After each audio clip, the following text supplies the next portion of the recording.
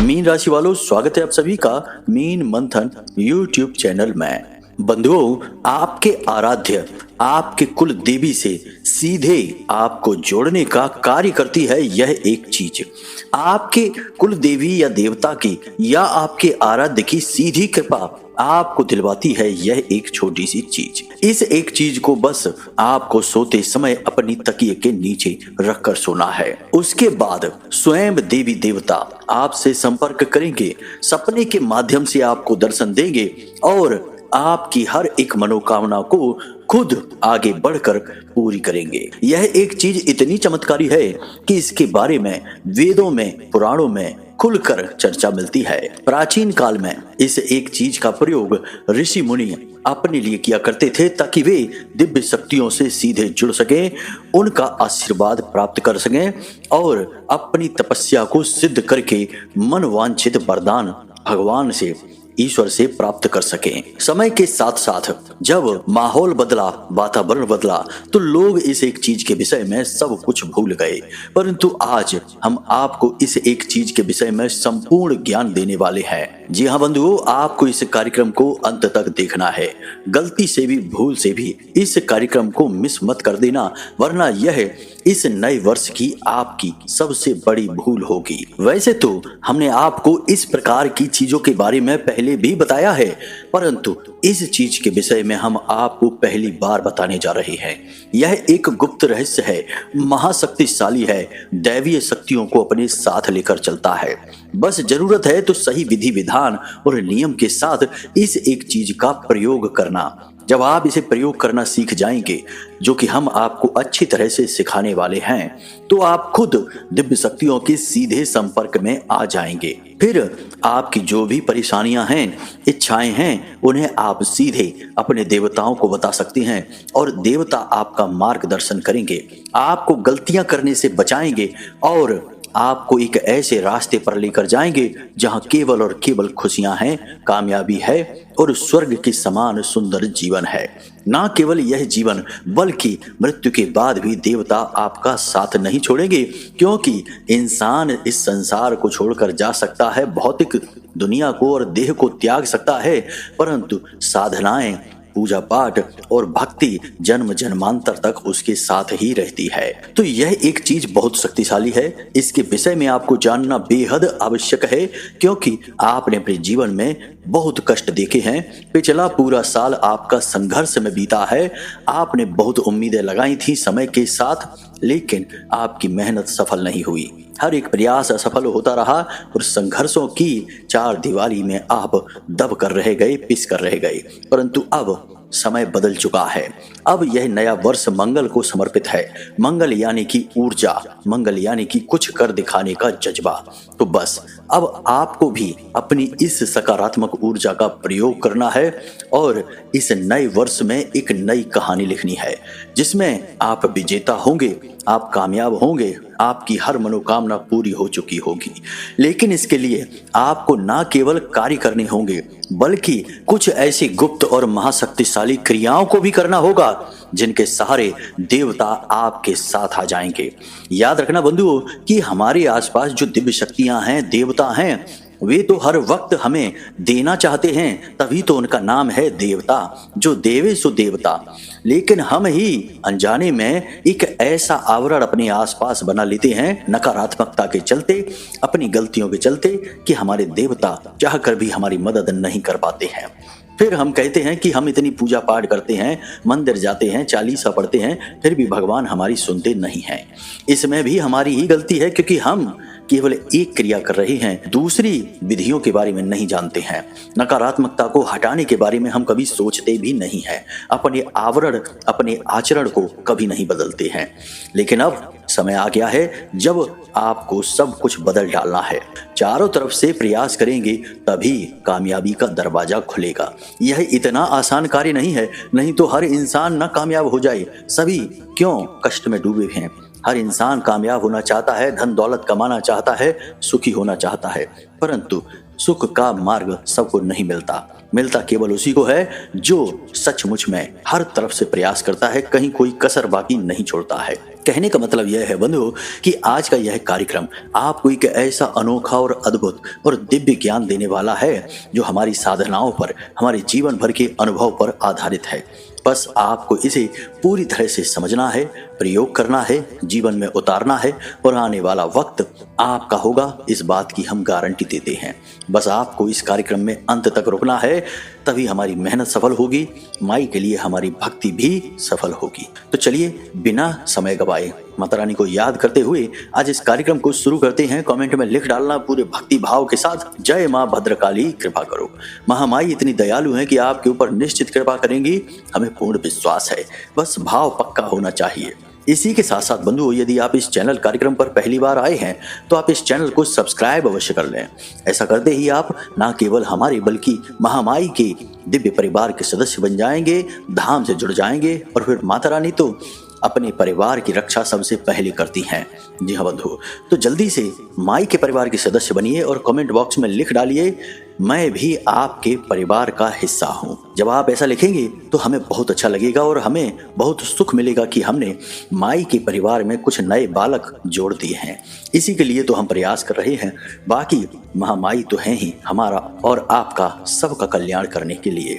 तो चलिए बंधुओं, इसी शुभ विचार के साथ आज के इस कार्यक्रम को शुरू करते हैं, मूल विषय पर आते हैं।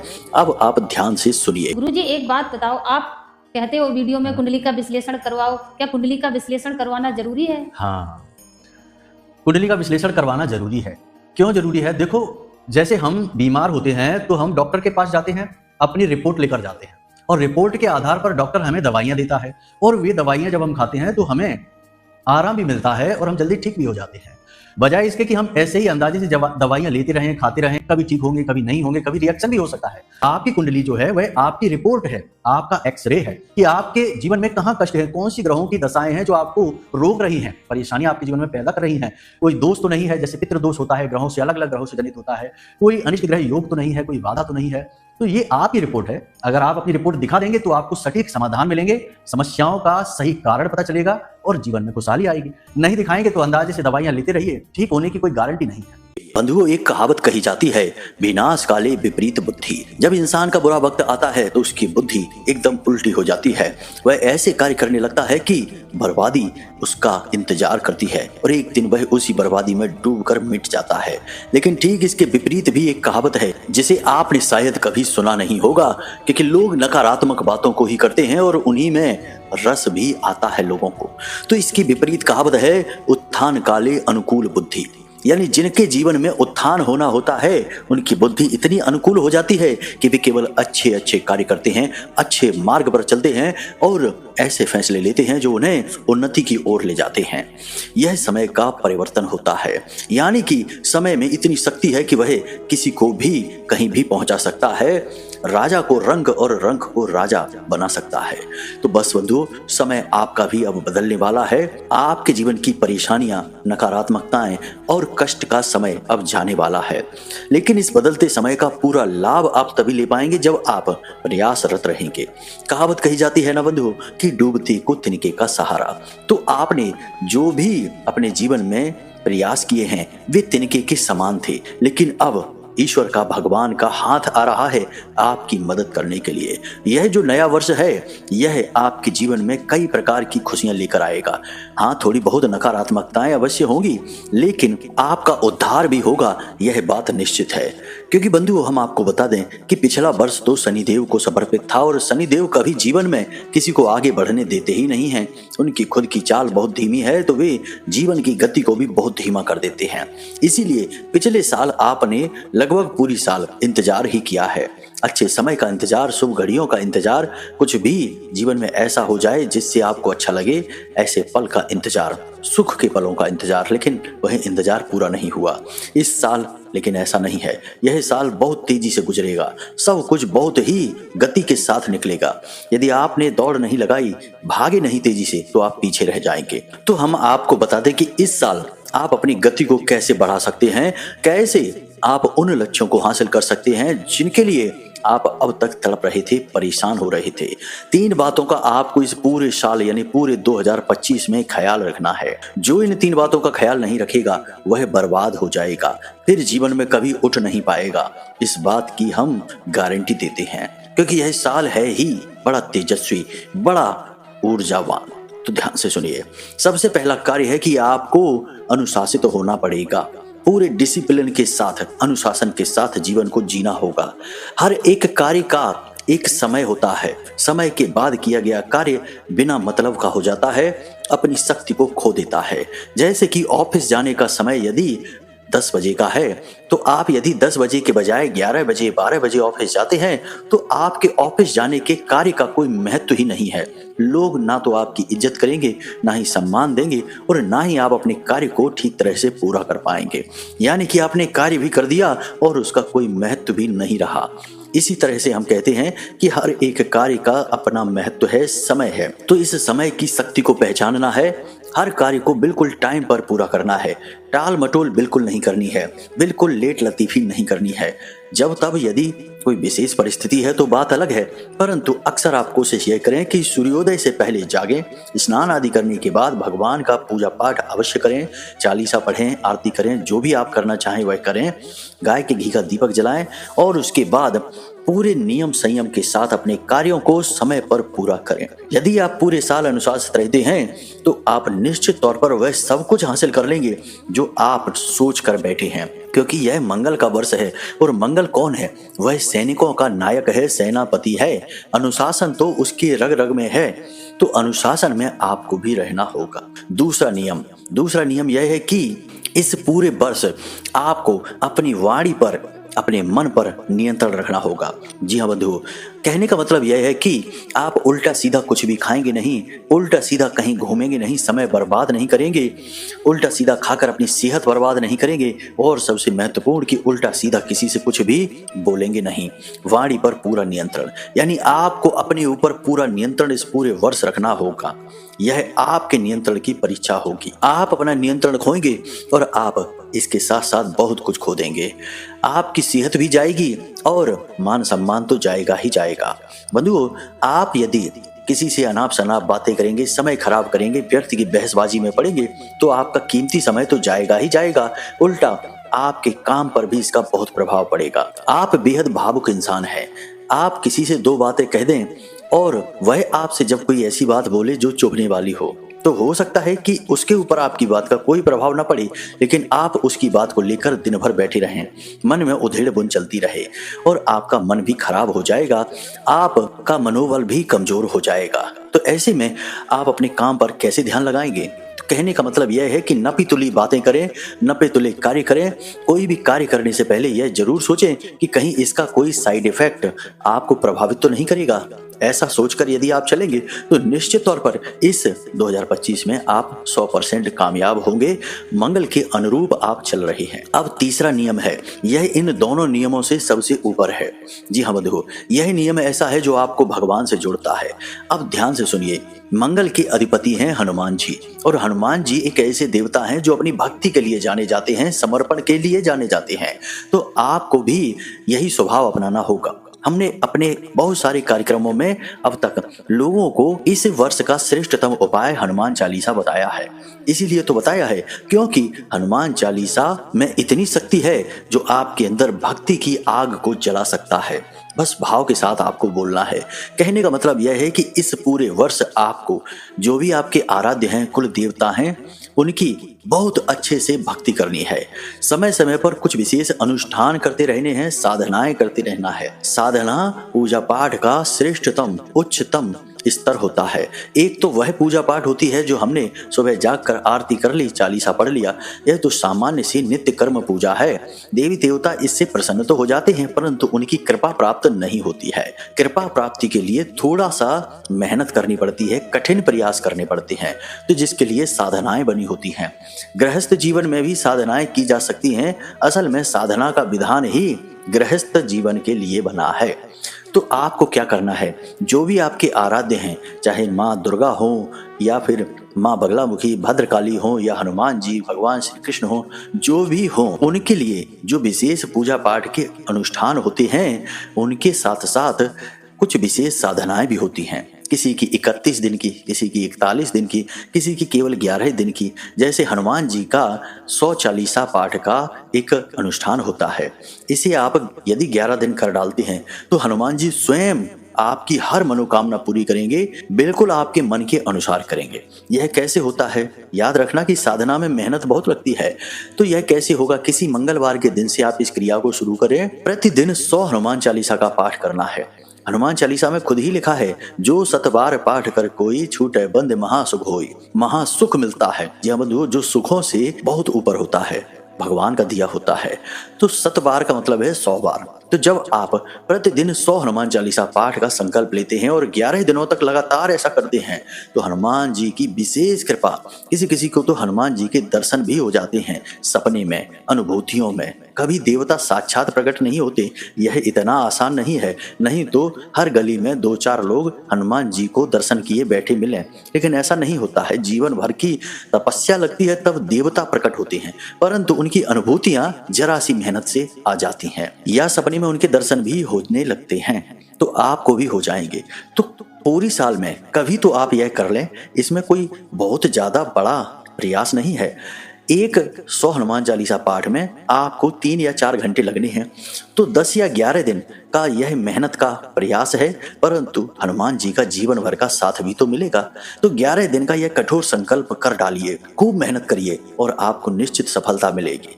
इसी प्रकार हर देवता की कुछ विशेष साधनाएं होती हैं। यदि आप किसी विशेष देवता के विषय में किसी विशेष साधना को जानना चाहते हैं तो आप हमें कमेंट करना या वीडियो में दिए गए नंबर पर व्हाट्सएप मैसेज करना, तो हम आपको आपके मनवांछित देवता की विशेष साधना बता देंगे। कैसे करनी है, किस प्रकार करनी है, आप उसे करना शुरू करना। विशेष नियम और दिन के आधार पर साधनाएं होती हैं, यूं ही कभी भी नहीं कर ली जाती हैं।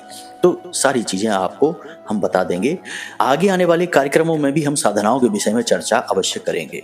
बंधुओं, सामान्य जानकारी तो सभी देते हैं, लेकिन जानकारी वह जो जीवन में सचमुच में क्रांतिकारी बदलाव लेकर आए वही श्रेष्ठतम होती है और जो जीवन भर साथ भी दे। जी हाँ बंधुओं, तो हम केवल उपाय नहीं बताते बल्कि आपको जीवन भर चलने वाली क्रियाएं बताते हैं, जीवन भर लाभ देने वाले उपाय बताते हैं। यह छोटी मोटी बातें नहीं है, जीवन का अनुभव है हमारा। तो बंधुओं, यहाँ तक आपको समझ में आ गया कि इस पूरे वर्ष को आप कैसे मंगलमय बनाएंगे, अपने मन के अनुकूल बनाएंगे, अपनी मनोकामनाएं पूरी करवाएंगे। अब हम आपको बताते हैं मूल विषय को, यानी कि उस एक चीज के विषय में जिसे आपको प्रतिदिन अपनी तकिए के नीचे रखकर सोना है। सोते समय जब आप किसी भी चीज के संपर्क में रहते हैं तो उस चीज की ऊर्जा आपको प्रभावित करती है। याद रखना कि चीजों में अपनी विशेष ऊर्जाएं होती हैं। यहाँ तक कि हमारे कपड़े लत्ते, हमारे जूते चप्पल, हर एक चीज जो हमारे आसपास है उसकी एक अपनी विशेष ऊर्जा है। आप जब अलग अलग रंगों के कपड़े पहनते हैं तो आपके मन के भाव भी बदलते रहते हैं। सफेद कुर्ता पजामा पहनेंगे तो कुछ और भाव है, काला कुर्ता पायजामा पहनेंगे तो कुछ अलग भाव है, पीले रंग के कपड़े पहनेंगे तो कुछ अलग भाव है। यानी रंगों की भी अपनी खास ऊर्जा है। इसीलिए जिस भी दैवी शक्ति के लोग संपर्क में होते हैं, साधना में होते हैं, तो वे उसी देवी शक्ति के अनुरूप रंगों के कपड़े पहनते हैं। काली की पूजा करने वाले काले रंग के या लाल रंग के कपड़े पहनते हैं, शनिदेव की पूजा करने वाले काले रंग के कपड़े पहनते हैं, या फिर भगवान श्री कृष्ण या माँ बगलामुखी की पूजा करने वाले पीले रंग के कपड़े पहनते हैं। तो यह रंगों की ऊर्जा है। यहाँ तक आपको समझ में आ गया कि चीजों की ऊर्जाएं होती हैं जो हमें प्रभावित करती हैं। जब हम सो जाते हैं तो हमारा जो सूक्ष्म शरीर है वह अनंत कोटि ब्रह्मांडों की और अलग अलग लोकों की यात्राओं पर निकल जाता है। तभी तो हमें सपने में विचित्र चीजें दिखाई देती हैं। हम सोचते हैं कि भला यह क्या चीज थी, हमने क्या सपने में देख लिया। ऐसा तो हमने कभी वास्तविकता में देखा नहीं, सोचा नहीं, कभी इसके विषय में चर्चा भी नहीं हुई, लेकिन यह हमें सपने में कैसे दिख गया। तो यह हमारा सूक्ष्म शरीर होता है। अब यह सूक्ष्म शरीर बाधाओं से परे होता है, भौतिकता से परे होता है। यह किसी भी लोक में जा सकता है। पितृलोक में जाएगा तो आपके मरे हुए पितृ पूर्वज आपको दिखाई देंगे। देवलोक में जाएगा तो आपको देवी देवताओं के दर्शन हो जाएंगे। नरक लोक में जाएगा, राक्षसों के पास जाएगा तो आपको भूत प्रेतों के दर्शन होंगे। जी हाँ बंधुओं, कहीं भी जा सकता है। तो अब आपको इसी शक्ति का प्रयोग करना है। हम आपको एक ऐसी चीज के बारे में बताने जा रहे हैं जिससे आपको प्रतिदिन तकिए के नीचे रखकर सोना है, और जिस भी देवी देवता से आप जुड़ना चाहते हैं उस देवी देवता को याद करना है। उन्हें याद करते हुए उनके भाव के साथ ही आपको इस चीज का प्रयोग करना है, तो वे देवता स्वयं आपसे संपर्क करेंगे। सपने के माध्यम से आपको उनके दर्शन होंगे, उनसे मार्गदर्शन भी प्राप्त होगा। जी हाँ बंधुओं, यह छोटी बात नहीं है, बहुत बड़ी बात है, और हम आपको गारंटी के साथ कहते हैं कि ऐसा होता है। बहुत सारे लोगों के साथ ऐसा हमने पहले होते हुए देखा है। लोग कहते हैं कि गुरुजी, हमें सपने में हनुमान जी दिखाई दिए, बहुत बड़ा मंदिर था, वहां पर हमने हनुमान जी की बड़ी सी मूर्ति देखी। कोई कहता है कि हमें भोले बाबा के दर्शन हुए। अलग अलग प्रकार के लोगों के अनुभव होते हैं। तो अब आप तैयार हो जाइए अपने अनुभव के लिए। तो अब ध्यान से सुनिए बंधुओं, आपने लघु नारियल के बारे में तो सुना ही होगा। यदि नहीं सुना है तो हम आपको बता देते हैं। जिस प्रकार नारियल होता है, पूजा पाठ में प्रयोग किया जाता है अलग अलग विधियों से। नारियल को जागृत शक्ति माना जाता है, और देवी देवताओं को नारियल का प्रसाद या भोग इसीलिए लगाया जाता है क्योंकि यह सीधे सीधे देवी देवताओं से संपर्क बना सकता है। कई बार आपने देखा होगा कि जब लोग पूजा में चढ़ाने के बाद नारियल को फोड़ते हैं तो वह अंदर से बिल्कुल काला निकलता है।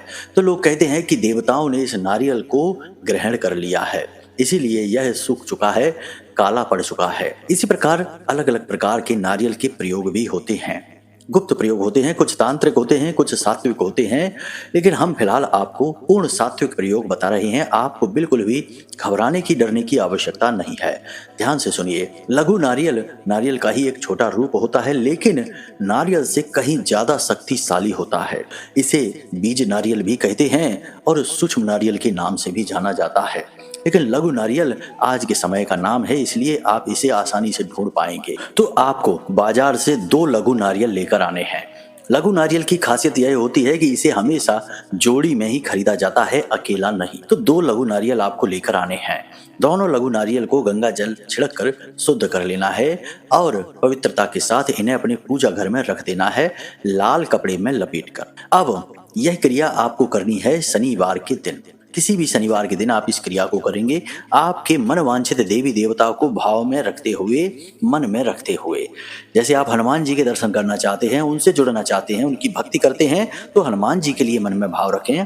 यदि आप माँ भद्रकाली की पूजा करते हैं, उनके भक्ति के शरण में हैं, उनके साये में हैं, तो उनको याद रखें। इसी भाव के साथ आप इस नारियल को लेकर आएंगे, अपने पूजा घर में रखेंगे। शनिवार के दिन ही इस क्रिया को किया जा सकता है, इसे याद रखें, रात्रि के समय। तो अब आपको स्नान आदि करने के बाद रात्रि के समय अपने पूजा घर में जाना है। बहुत ही सरल क्रिया है, कुछ खास नहीं है, परंतु इसका प्रभाव बहुत बड़ा है। लाल रंग का आपको कोरा कपड़ा चाहिए और लाल धागा, जिसे हम कलावा या रोली भी कहते हैं, इसका प्रयोग आपको करना है। तो आपको अपने पूजा घर में जाना है। स्नान आदि करने के बाद एक चौकी बिछानी है, उस चौकी के ऊपर लाल कपड़ा रखना है और उस लाल कपड़े में आपको ये दोनों नारियल, जी हाँ बंधुओं, इन दोनों नारियल पर आपको वह लाल धागा, जिसे कलावा कहते हैं, उसे लपेट देना है। हर नारियल पर 7 बार लपेटना है। ये जोड़ी है नारियलों की, और इस जोड़ी के ऊपर आप इस धागे को लपेटने के बाद आप लाल रंग का सिंदूर लगाएंगे, इन नारियल का पूजन करेंगे और इन नारियल को उसी दिव्य शक्ति का स्वरूप, प्रतीक मानकर ही पूजन करेंगे। और इसके बाद गाय के घी का दीपक जलाकर पंचोपचार से इसकी पूजा करेंगे। याद रखना, किसी फोटो या तस्वीर की आवश्यकता नहीं है, क्योंकि यहाँ नारियल ही उस दिव्य शक्ति का स्वरूप बनेंगे। प्रसाद वगैरह चढ़ाएंगे, दीपक जलाएंगे और पंचोपचार से पूजा करने के बाद आप इन नारियलों में से एक नारियल को लाल कपड़े में लपेट कर अपने पूजा घर में उसी दिव्य शक्ति के पास रख देंगे। जैसे हनुमान जी की आप शरण में हैं, उनकी पूजा करते हैं, तो हनुमान जी के चरणों में रख देंगे और दूसरे नारियल को लाल कपड़े में लपेटकर अपने साथ अपनी जेब में रख लेंगे। अब आपको करना यह है कि जब आप सोने जाएं तो अपने बिस्तर में, अपनी तकिए के नीचे इस नारियल को रखें। याद रखें कि बिस्तर पर आप अकेले ही सोने चाहिए और कमरे में भी कोई और नहीं होना चाहिए। जब आप सोने जाएं तो तकिए के नीचे इस नारियल को रख लें चुपचाप, किसी को इसके बारे में बताएं नहीं। यह चुपचाप की जाने वाली क्रिया है।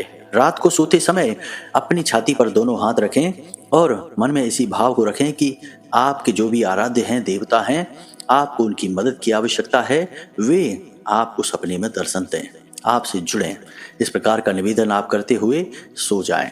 निश्चित तौर पर सपने में आपको देवी देवता के दर्शन होंगे। गारंटी के साथ हम कहते हैं यह बहुत ही सिद्ध प्रयोग है, लेकिन बहुत ही गुप्त है।